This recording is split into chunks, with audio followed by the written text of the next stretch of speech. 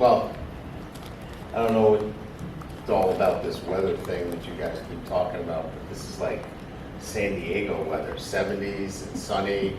Is it always like this, 365 days a year? Yeah. Because we got to get the brochures out and start talking about this as the destination spot for America, because the weather's been amazing. So, look, here's where we're at. Spring ball has really been about, teaching our guys how to prepare. I talked to you about, our preparation, and, before we can, talk about success as a football team during the regular season, we have to understand how to prepare the right way, and practice, practicing efficiently is really what our focus is. And the first couple of days you're in helmets, and so how do you practice the right way and compete against each other and tag off, and then you put the shoulder pads on and you want to maybe thud up the back and be able to do that the right way, and then you tackle. And so each one of those stages is about how you practice the right way, and you then lead into, a competitive situation like we had today. And each one of them has been a learning experience for a football team. They had to learn how to practice with tempo and speed the first couple of days in helmets.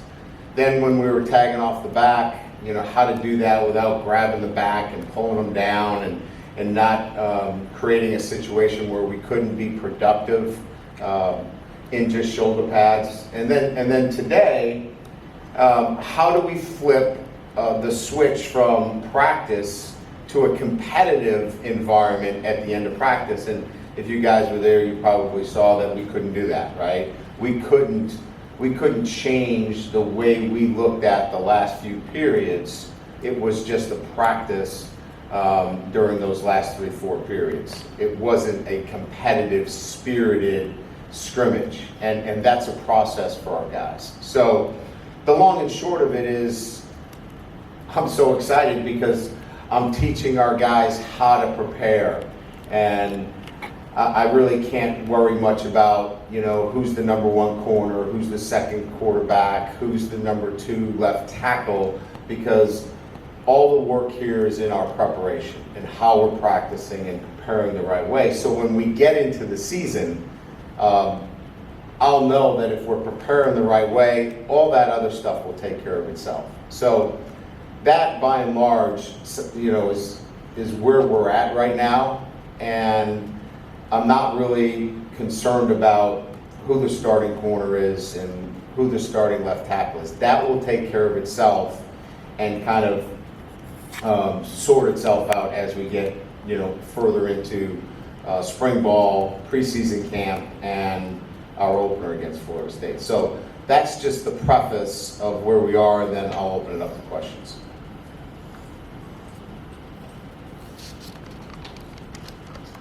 Hey Coach, Glenn West, LSU Country right here. I guess just kind of talk about what you guys, installation-wise, just through 2 weeks, how the players have been picking things up in that nature.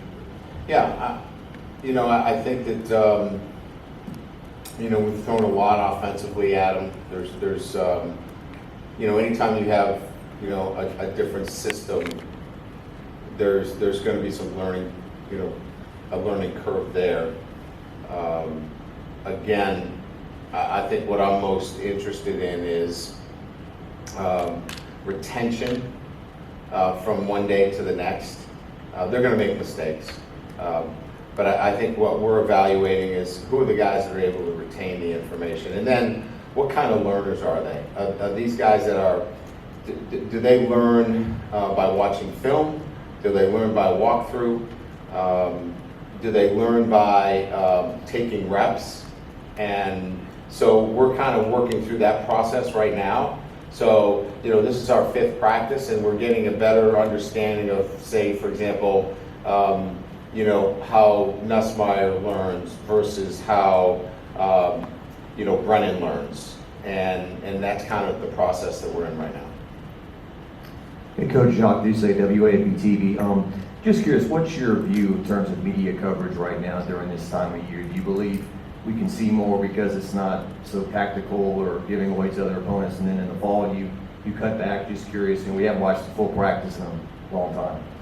Yeah, I wanted to allow access so you could get a better sense of, you know, who we are and what we're about, because you have no idea, right? I mean, and I thought it was important to give you a glimpse at that. And you know, I think we've laid that out pretty carefully throughout, you know, the spring. So you'll walk away and get a better sense of, okay, we got a pretty good sense of, you know, how he's going to prepare his football team and his players, right? As we get into the season, yeah, it becomes a little bit more, you know, tactical, and there'll be some access, but it won't be as universal as it is right now. Hey Coach, Koki Riley from the Daily Advertiser. I was curious, through 5 practices, is there anything about your team that sort of surprised you so far from more of a big picture standpoint?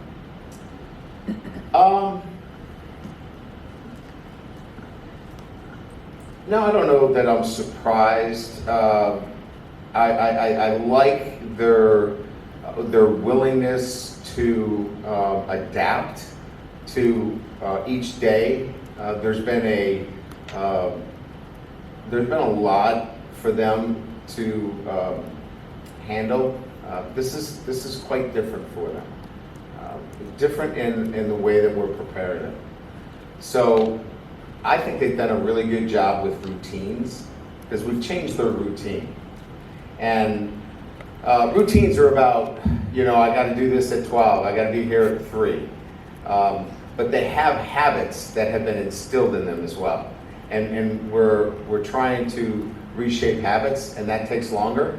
And I think what I'm most pleased with is that they're willing to do away with old habits, and at the same time stick to some of these routines that we've built in. So I don't know that surprised as much as pleased with their willingness to do what's necessary in my opinion, to be a championship team. Coach Jesse Boucher with NBC 33 here in Baton Rouge. Brennan, he's been around this program a long time, had 2 defensive-minded coaches. How valuable is it for him to learn from someone like you who is so offensive-minded? Well, I think that was part of the reason that he shared with me that he decided to come back. I think that you know, he wanted to be in a system where the head coach was involved with the quarterbacks. Part of the system is certainly quarterback friendly. The head coach is involved in it. I think that had a lot to do with it. And you know, he's a Tiger. You know, I mean, he loves LSU, and you know, you can see he's in so much better shape. He's physically in a good spot, mentally he's in a good spot, and you know, he's a veteran, and that is such a great commodity to have in college football today. Yeah, Ron Higgins, Tiger Details, Rivals.com. In just 5 practices, is there any position group you noticed that you thought, man, they made a little bit of improvement here? I can see some improvement in this group.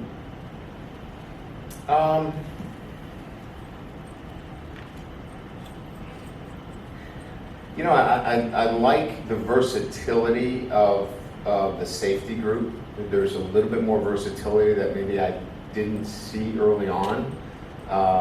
You know, you see, you know, Brooks and Fouché and Sage and Tolles and you know, Davis is flipping around. I mean, there's a little bit more depth and flexibility at that position than maybe that I first thought, and that to me, again, you know, we use words, you know, like surprise, but I'm more pleased with that result than maybe I was coming in. Hey Coach, Bree Andrews, LSU Tiger TV. What have you seen from the guys that have transferred that are from Louisiana, Joe Fouché, Kyron Lacey, that have transferred to LSU? How have you seen them grow since they've been here, and what do you think they bring to the team? Well, from the very beginning, they have embraced, the standards that we have set. They have been leaders. They certainly are excited about their opportunity here. So you could tell that, from the very, very beginning. And so because of that, they've been embraced immediately. A number of them have been, very visible in terms of what they've done from a football standpoint too, not just in the off-season workout. So by and large, I think it's been a real healthy addition to our program thus far. Hey, Coach Shea with 24/7. A guy like Tyra Matthew and his background and, getting to where he is now, when you invite him to be around the team and to speak to him, what do you hope to get out of that? Well, his journey is so compelling, right? I mean, dismissed from the program, but yet, gave back financially to the university. That doesn't happen. From Louisiana, and overcame so much, and such a an incredibly productive player for LSU. The Chuck McNair Award winner. And so when you put all that together, what makes this guy tick? He's 5'9", and what makes him tick is, the things that I talk about, his traits. He's built on the fundamentals of attention to detail and commitment and hard work, and so we were able to share his story with our team, and it came from him. It wasn't from the head coach. It was Tyra Matthews talking about it. And so that resonates, right? It's not the head coach talking about it. It's a guy that they revere, and he's talking about, listen, if you're not 20 minutes early for a meeting with me, you got a problem. And so when you have somebody of that stature amongst your team talking in the same terms that I've been talking about, certainly it resonates. Coach, that's time for two more. Cobble and then Wilson, please. Hey, Coach. Thank you for letting us stay. It was helpful.